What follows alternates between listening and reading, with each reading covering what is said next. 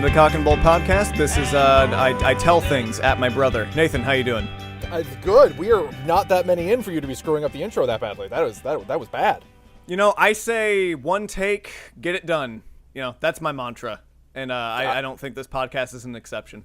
First draft, last draft, get it out the door. Mm-hmm. You said it. I did. Anything you wanted to discuss before we just jump straight into it? No, because if I discuss anything, won't that date this, and therefore it'll ruin the illusion that these are all coming in some sort of flow? Like if I start talking about dabbing and sweet bottle, water bottle flips, everyone will know that we're doing this from the past. In 1942, during the Second World War, British civil engineer Guy Monsell designed a small series of naval fortresses for the English. What? Okay, whoa. Okay, we're jumping off the deep end right away. So one, yay, because now we get to deal with Nazis, and that's always entertaining for me. So thank you for that. Two, naval fortresses. Mm-hmm. Stationed in the ocean. Yeah, no, I understand the sentences, but my curiosity is isn't that where the Council of Evil that plotted against the Super Friends, wasn't that basically their dig? Oh yeah, those were normally in a naval fortress, a swamp fortress, a subterranean fortress. Normally a fortress. Yeah, it's not a polite term that's used. No, for architecture. Fortress doesn't sound good. Stationed in the ocean, these platforms were designed with two massive concrete pillars, on top of which would be a big concrete platform. It's a very basic design, to say the least. It's kind of like how a kid draws Stonehenge, I guess. That's less like a fortress and more like a water porch. To install these beasts out to sea, they were constructed on a barge, and the barge was then floated out to the destination, and then they would sink the barge, and then once it rested on the ocean floor, all you had were your two big pillars sticking out, and then they would just lay a platform on top of it. And there has to be a better way. What would you suggest? Can't you just push it off the side? There has to be a more, good lord, push it off the side. I don't know. Sink the boat can't be. If that's your best bet, we need to get a plan B. So you're saying you're concerned for the lifespan of the barge. It's that expendable. It's World War II. If I remember correctly, they didn't have a surplus of stuff. There was rationing and the stiff upper lip and all that whatnot. Chip, the Blitz. I don't feel like you have the resources to just be sinking barges willy-nilly to make your sea porches. You raise a pretty fair point, which is why probably only 4 of these were built. It's a very costly process for the barges. On the platform, running over the two, military bases were then installed with anti-aircraft guns, crews upwards of 100 people. And then on top of the platform, running between the two, they would install a military base with anti-aircraft guns set up to try and intercept units both by air and by sea. Now, while the bases were very few in nature, we're going to be focusing on one called the HM Fort Ruffs. Now, Fort Ruffs was towed about 7 miles from Essex before it was set on a sandbar and ready to operate. There were almost 300 men working on the platform, which, the platform, by the way, is 170 by 90 feet, which, that's not a lot of space for 300 dudes to hang out. So I'm sure that was cool. No. The dude per foot ratio is very high. Oh, by the way, I forgot to mention, this is the first one that will not be about a doctor. Oh, really? There wasn't a doctor involved in the sea porches. You don't say. You're being very critical of the Royal Navy as far as the sea porches go, and I think you owe them a little more credit than that. I just can't see how, this is legitimately StarCraft strategy. We're going to build turrets way out in the ocean before they can get to us so we can get on them. This doesn't make sense militarily. This particular station, the HM Fort Ruffs, was in charge of scaring away Germans who were laying mines off the coast of England. Like a scarecrow with 300 dudes. It's a scare German. What did it have? A sense of humor and decent tasting food? How did they scare them away? The base was occupied all the way through World War II, which ended in May of 1945 after Adolf Hitler realized that invading several world powers at once was a bit of a whoopsie move. In the 11 years that followed the war, the English used the base for a number of odd jobs with a smaller operating staff until it was finally abandoned in 1956. Buoys marked the HM Fort Ruffs surrounded the platform, the only reminder that it was once occupied by any forces. Yeah, so here's the thing, though. Like, they built it in 42, and the war went for 3 years from that point to the end. And then it was occupied for another 10. What Germans were they scaring? What were they doing for those 10 years? What were 300 dudes packed into a one-bedroom apartment doing for 10 years? Let's jump back to August 29th, 1921, when Roy Bates was born in Ealing, London. Now, Roy Bates served in the British Army during World War II with a very extensive career, ranging from campaigns in Italy to North Africa. And despite numerous injuries, snake bites, frostbite, and even a bout of malaria, Bates survived the war and returned to England as a fisherman. More precisely, Bates was a post-war hustler that ran boats full of meat, fish, and rubber into a Britain that was still crippled by the war. Now, in the early 1960s, when the BBC airwaves were dominated by major record labels, illegal homebrewed operations called pirate radio stations began popping up across the nation to give the people what they wanted, better music. Now, Bates, ever the people's hero, set his eyes on one of these aforementioned naval fortresses as a base for his own pirate radio station. Now, at first, he went for the naval Fort Knock John, another one of these platforms that had been abandoned after the war. There, Bates ran a very popular radio station called Essex Radio. So unfortunately, though not expected, it was quickly fined £100, which is roughly £1,700 today, by the government for committing broadcast violations within UK jurisdiction. So facing insufficient funds, the radio station closed on Christmas Day, 1966. It is of my opinion, by the way, that if your radio station is £1,700 away from foreclosing, you probably shouldn't be running a radio station.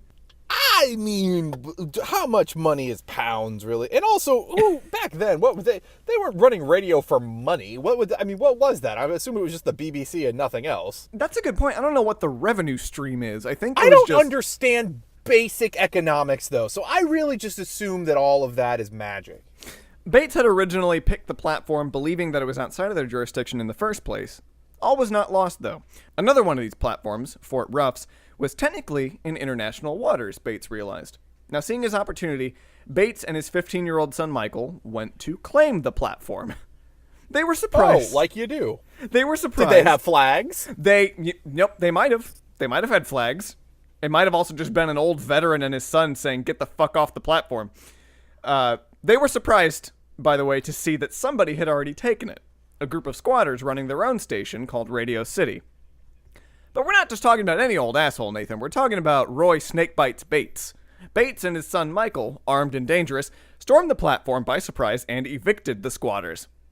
Despite having the equipment left over from Radio Essex, though, the Bates family decided not to use the platform as a pirate radio station after all.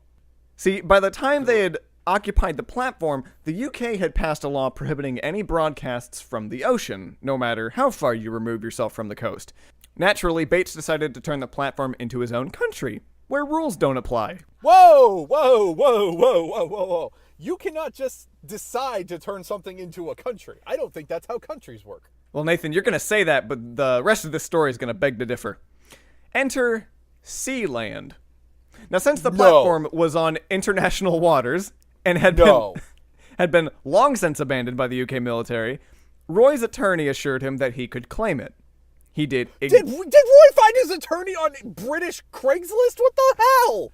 How is that? No. There is no. I cannot go to an abandoned, there's a Chevy Nova that's been abandoned in my neighborhood for a couple of years. If I post up near that thing, they're not going to let me claim it as sovereign territory. You're not talking to the right attorneys, I don't think. Apparently. This is the coolest attorney I've ever heard of. Blah, blah, blah. He did exactly that. He laid claim to the platform and called it Sealand. There were those that wanted to test this claim, though, such as a man named Ronan O'Rahilly of another pirate radio station, Radio Carolyn. Just wanted to throw it out, by the way.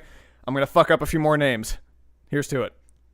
I mean, the guy's name was Ronan. Is he a goddamn barbarian? This guy looks like he was a rejected Beatle. He's not a very attractive man. That's far less exciting. He and a small group of men came to take the country of Sealand by force. They were, however, repelled when Roy and Michael used Molotovs and guns to scare their boats away. What the fuck? Is this pirate radio or a goddamn What is happening here? This started as a radio station. O'Reilly and his goons fled from Sealand, never to return. In 1968, the Bates family suffered another attack. Now, this one came in the form of several British engineers, as any good attack should start. Aboard their small... the engineers are notorious. Aboard their small Royal Navy boat, the men had come to service one of the navigational buoys that still floated around Sealand, which were there to warn other ships that Fort Ruffs is there, in case you're, riding in fog. Giant sea porch ahead. Roy's son Michael was aboard the platform that day with his sister. Now, after already trespassing into Sealand's nautical territory, the engineers had the nerve to begin catcalling at this young woman, which Michael called obscene gestures. I'm not entirely sure what that means, but... In English, I'm pretty sure that means that, they didn't, wave a handkerchief at her or put their pinky up or something. Not wishing to allow these men to insult Sealand's integrity, Michael began to shoot at them. What integrity does a place called Sealand? He was one random adjective away from being SeaWorld, which would have been really great if this was the original story of SeaWorld, by the way. I would have been much more excited. They were warning shots, Michael says, but bullets are bullets, and the engineers don't get paid enough to deal with 16-year-olds claiming that their dad owns a country. The engineers left an engineer-shaped cloud and fled back to England. Can you imagine how entitled those kids must have been? I deal with kids whose parents run a company and think they're fancy shit. My dad owns a country. That's some high level shit right there. Oh, not to mention he was there the day that they stormed the platform, so he might as well be Prince Michael. So the engineers tattled to the government, and when the Bates family wasn't aboard the platform, they currently, lived in England, so they were quickly called to court for a firearms violation. The father and son answered the call, and so begins the greatest landmark case in Sealand history. The judge's conclusion on the case was surprising, to say the least. After much deliberation and the unearthing of many statues dating back as far as the 1700s, the judge ruled that, quote, "This is a swashbuckling incident perhaps more akin to the time of Sir Francis Drake, but it is my judgment that the UK courts have no jurisdiction." So Roy and Michael get off without consequence, and this was apparently Sealand's first de facto recognition as a micronation. Or so they like to say. I'm pretty sure it took Haiti longer to get legal recognition than a dude on a porch in the middle of the ocean. Wanting to make sure that something like this never happened again, the Royal Navy demolished every remaining sea fortress. They were like, all right. Did they put a boat under it and then sink the boat again? What did they do? No, they floated a helicopter and then just crashed the helicopter, bringing the whole thing down. Jesus Christ. Michael recalled that after they destroyed one of the forts visible on the horizon, helicopters and tugboats buzzed by the platform. Engineers waved out the window and shouted the words, "You're next." Oh, Jesus. The engineers in this story are pretty vicious. They're vicious. I mean, look, I don't know anything about the English, frankly, but all I know is their engineers are not to be fucked with. They will catcall your sister and threaten you with, gang violence. I thought they were the nerds. Have I misunderstood engineering this whole time? I don't know. These engineers seem to be more like Joe Pesci with a wrench. Just kind of... It's really, pretty hardcore. Roy decided to take his moment in the spotlight and run buck fucking wild with it. So he declared that he and his wife would be the princess and prince of the Principality of Sealand. Principalities, as it turns out, are much less paperwork when you're starting your own micronation. Good to know. I also want to point out... Is it like filing LLC paperwork? Yep. They Oh, God. Why did they think to go for prince and prince? Why not go King Roy? Yeah, who's the king? If he's a prince, what doesn't that insinuate that there's someone higher on the chain than him? What's going on here? I don't get it. There is nobody higher than him. It's prince and princess. They just started with that. If you're making up your own titles, go big or go home. Duke of Supreme Seaporch. Overlord, I don't know, whatever. Emperor Roy of Seaporch. Yes! By 1975, the Bates family had started ramping up the fun at Sealand.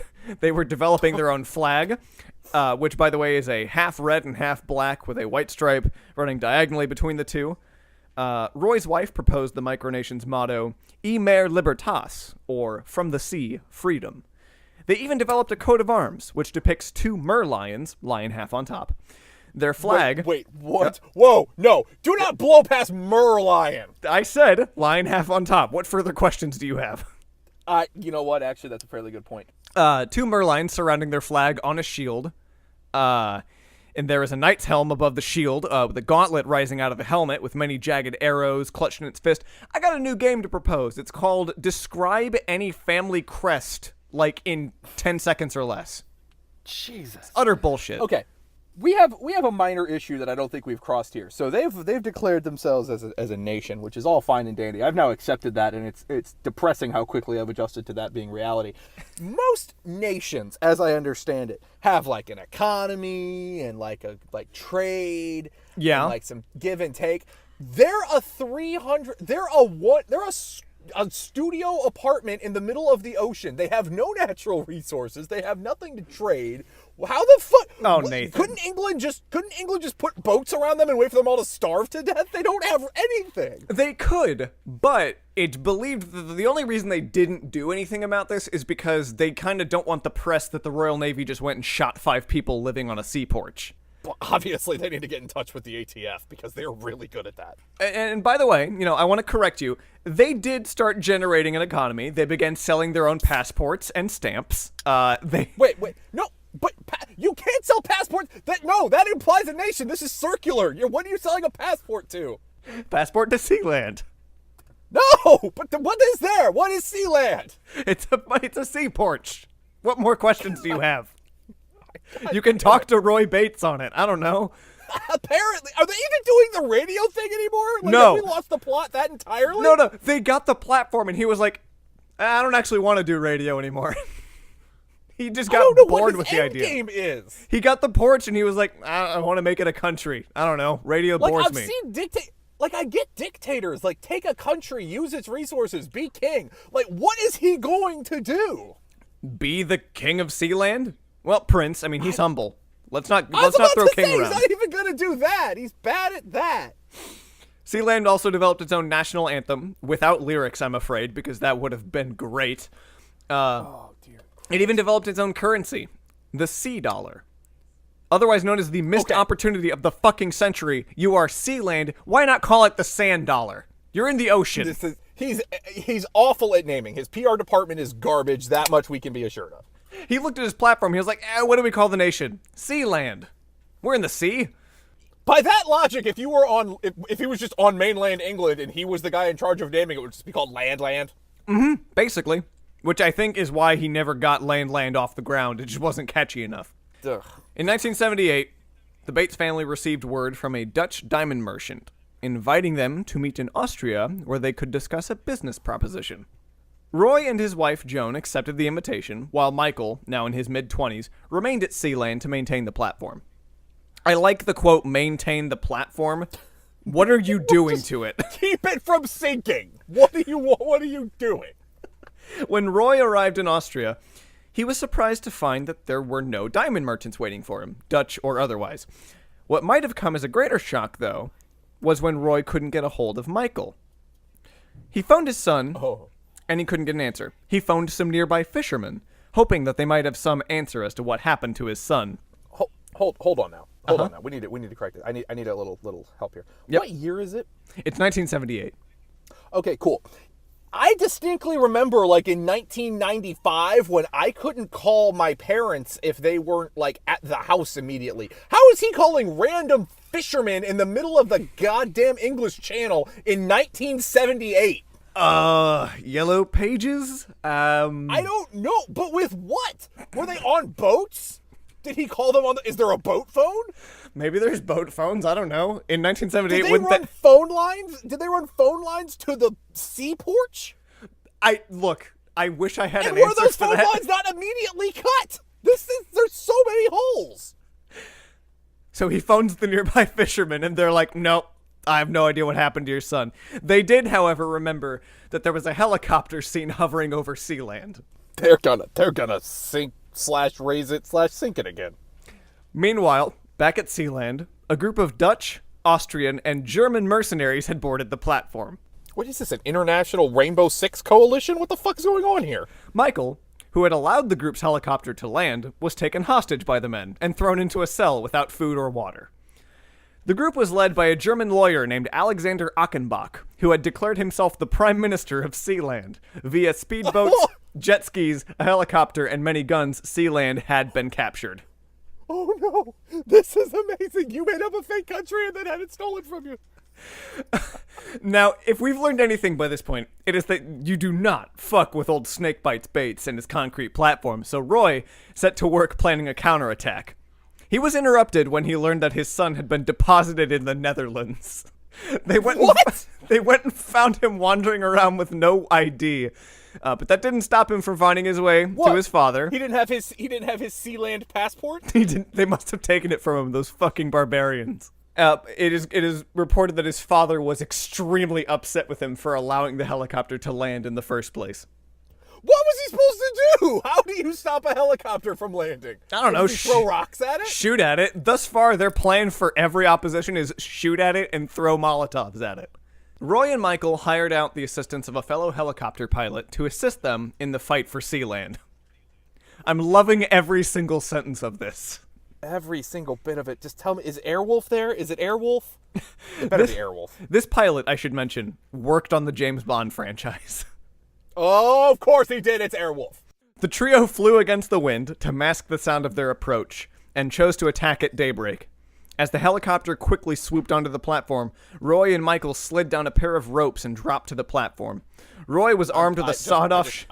What? Whoa! Okay, I just needed you to know that in my head right now, the Flight of the Valkyries is playing the whole time. Like, I'm just imagining the helicopter coming over the horizon at dawn. Roy's got, like, a Bowie knife between his teeth. And just da-da-da-da-da. Like, that's just happening for me. I just needed you to get in the mental headspace with me. I'm in the same headspace. Roy slid down the rope, armed with a sawed-off shotgun, and Michael with a pistol. Though in the process of sliding down, Michael dropped his pistol, accidentally firing it, and the single accidental shot was enough to scare the already surprised mercenaries, and they just threw their weapons down and gave up immediately. These are the worst mercenaries ever! I mean, seriously though, they had jet skis and guns. They ran a pretty successful assault. I was imagining, like, the Hans Gruber team from Die Hard, and literally, like, the first sign of anything, they're like, fuck this shit, and drop their guns. What the fuck? If you want to imagine Alexander Achenbach as... Alan Rickman, that's perfectly fine. No, it's Alan Rickman. It's been Alan Rickman the whole time. It was all, as soon as you said German lawyer named Alexander Rickenbacker, it was Alan Rickman the whole time. R.I.P. Alan Rickman. The captors were R.I.P. Alan Rickman. The captors were taken hostage in a sweet hostage reversal move that only Roy Bates could pull off. And Achenbach and his goons were charged with treason against Sealand. Oh, God. What kind of court system does Sealand have? The would-be pirates were held at a bond of 75,000 German marks, the equivalent of $35,000 or 200. How many sea bucks? God, I wish I knew how many sea bucks. I really want to know the exchange rate of sea dollars to dollars. Somebody needs to get us a currency converter for sea bucks. When the German government said no, they sent an ambassador to Britain, asking them to intervene. But the British government said, yeah, we already tried that. We've got a strict don't fucking deal with them policy regarding Sealand. You missed the memo, sir. We've already tried them before.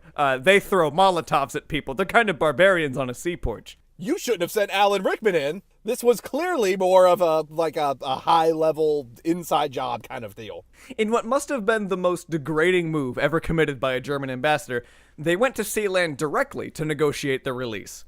Achenbach and the mercenaries were released at the mercy of Bates, dropping the discussion of ransom for whatever reason. Once back home, the invaders decided to take the bullshit to the third degree and declared themselves the Sealand Rebel Government, a government in exile that rightfully deserved the micronation. It is their right, Nathan. They own it. How? What? Okay, you know what? This is bad because now I am full on Roy's side. How do you have Roy showed up and claimed it? In what possible universe are you claiming any sovereignty to this floating porch in the middle of the ocean? Achenbach declared himself the Prime Minister of Sealand, but the poor fool didn't understand that Sealand was a principality, which does not allow for prime ministers. You fool! You picked the wrong fake name! How dare you! Achenbach would remain steadfast in his ownership of Sealand by loudly crying about it for many years until his death. though he did leave some guy named Johannes Seeger in his name. I learned some of this by visiting the website of the Sealand rebel government, but it's all written in... Yeah? Stop. Because the fact that there's a website for the Sealand rebel government insinuates that this continues for longer than, I don't know, what was it, on GeoCities? At least into the early 90s. The entire website is written in German, and it does not translate perfectly to English by my attempts. But, quote, "The primary task of the Principality of Sealand is to give people access to free energy, the vril energy, through vril technology. Be aware that only a few reach this point. In the following chapters, enter a wonderful world with energizing possibilities. Signed, the responsible staff of the Principality of Sealand." It also looks like GeoCities and Angel Fire had a baby. This is not good. Wait, now we've got real energy get involved. This is taking a whole nother turn. As far as I can tell, Mr. Seeger is using the Sealand name to sell eco-friendly flashlights. This is apparently a long-running battle for them, judging by the quote, "Our previous efforts to offer this technology to all states of the world have so far failed for reasons that we cannot and do not want to go into here." Oh my God. Something about that... I just can't... Wait, he wants to use the Sealand name to, like, he's trying to tap into that great Sealand SEO? What the fuck? I didn't know this existed 22 minutes ago. What is he trying to use it for? Something about it makes me really sad when I read that line, like, there's so many reasons this hasn't worked that we can't go into it here. It's like, I feel bad that they went from rebel government to selling really bad eco-friendly flashlights. It's like if ISIS lost the war and became a blockbuster that was going bankrupt. Oh my God! I was trying to think of a good example, and that was it. That was there. That's nice work. Let's jump ahead to 1982, to the Falklands War. Why? No! Why? That's 3 years. How have they been surviving on this porch in the ocean for 3 years? We're jumping ahead to 1982, to the Falklands War, where Argentina fought against the United Kingdom over 2 coastal territories in the South Atlantic Ocean. Meanwhile, is one of them Sealand? No, I'm afraid not. Meanwhile, Roy was approached by the Argentinian government with an offer to buy the platform. This way, the Argentinians said they could bring the fight right to Britain's doorstep. Bates broke another government's heart that day and said no. Oh, he good pay. So he's still got some affinity for the old motherland. Oh, is yeah. it that? Is it that he likes England, or is it that he just really wouldn't give up Sealand to anybody? I'm pretty sure that's got to be what it is. I think if anything, he would have agreed to it. But he's like, all right, 600,000 pounds on the table, and also we gotta fight bare knuckles. Send me a president. Let's go toe to toe on the seaport. I'm Roy goddamn Bates. I negotiate with high-level dignitaries. I've been bit by snakes. In 1997, every passport given out by the Principality of Sealand was revoked due to nearly 150,000 of them being in circulation. I'm not sure what the fuck? I'm not sure what the idea is there. First of all, many points to address. First of all, we're in 1997. 1997, Toy Story came out. Also, Toy Story was extant, and people had Sealand passports. 150,000 of them were out, by the way. That's another issue to address. Also, yes! He decided that was too many, and he was like, all right, bring them back. No, so we're starting fresh.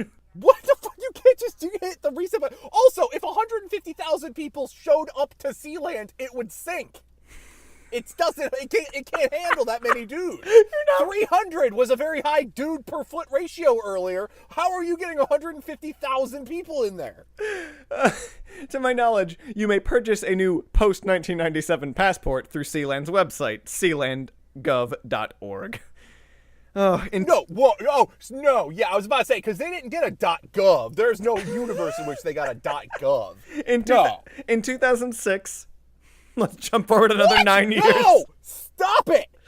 Roy's dead at this point, right? How is this still going on? Roy is not dead yet. What? In 2006, a fire ravaged the deck of Sealand, but was extinguished and repaired with all the water? They're very high off the water, Nathan. Nathan. You're surrounded by water. You can't expect them to lower buckets 300 feet and bring them back up. Takes too much time. I can't expect any of this. In 2007, by the way, we're now like 12 years post Toy Story, since I'm assuming that's your measurement. I graduated high school. In 2007, This is not right. after Sweden forced the Pirate Bay to relocate its base of operations, the pirating site attempted to purchase Sealand. The offer was declined. Oh my God, Roy! For fuck's sake, man, we could have had a pirate radio station. What originally was a pirate radio station be the hub of Pirate Bay. It would have been the best, and you fucking ruined it. God damn it. Once I assume He's still Prince? I think he's still Prince. He has yet to declare himself emperor. Oh my God. For the next, How is he alive? How are they getting supplies? No, you gotta understand, they don't live like full time on Sealand. Like they still like What? They have like mansions back in England, I A think. vacation house? Pretty much. Oh my God. But it's sort of like a Game of Thrones thing. There must always be a Stark at Winterfell. There's always got to be a Bates at Sealand. For the next 10 years, Sealand thought that if it was going to be sold, then Sealand would be setting the price. Through the Spanish real estate agency Inmo Naranja, the micronation was put up for grabs at 750 million euros, which is roughly $906 million. Can you believe? Can you believe nobody took the offer? Well, honestly, no, I can't. Honest to God, I am shocked. Are you kidding me? This was in what? 2000 what? 2007. 2007? No. Were you around for the housing crisis? That would have been the best, example of the housing crisis. Just somebody on TV, I don't know what happened. I spent $900 million on this porch in the ocean, and now I have a subprime mortgage. Please help me, Obama. That, I can absolutely picture that. I'm shocked it didn't happen. Coming up next on Flip This House, I bought a concrete sea porch, and I bought a micronation. I bought 900 million. Yeah. Oh man. Looking to break even on the flip. God, can you turn it into a rental? You can make a kick-ass Airbnb out of this motherfucker. I guarantee you. Oh my God. Let's make this happen. By the way, it's kind of sad to think that they put it up for auction and Achenbach didn't buy it. Maybe his flashlight business just wasn't working. No. Achenbach can't be alive too. He's dead. He's got to be dead. We killed off Achenbach. They all should be dead. How did anyone survive this? The amount of acid these motherfuckers would have had to take for this to make any goddamn sense. I assume they were all dead in the early 80s. By this point, though, Roy starts to get a little beyond his years. He's pretty old by this point. Yeah. And so Prince Michael kind of assumes the leadership role. Wait. So Prince Michael assumes leadership from Prince Roy? What? They all just princes? Yep. Everybody's a prince. At no point. I'm pretty sure Prince could have just showed up and taken over this island. Just been like, nah. With the offer retracted, Sealand went back to business as usual, selling passports, lordships, and other merchandise to whoever was eccentric enough to buy it. What merchandise? What other merchandise? What? It's like a t-shirt. Are there tea cozies? There's got to be tea cozies. There's t-shirts that just have a link that's wikipedia.org/Sealand. Look this shit up. I went to Sealand and all I got was this lousy t-shirt. Yep. I took over a micronation and all I got was this lousy t-shirt. The platform formerly known as HM Fort Ruffs. I don't even know anymore. On October 9th, 2012, old snakebite malaria man Bates left this earthly realm at the age of 91.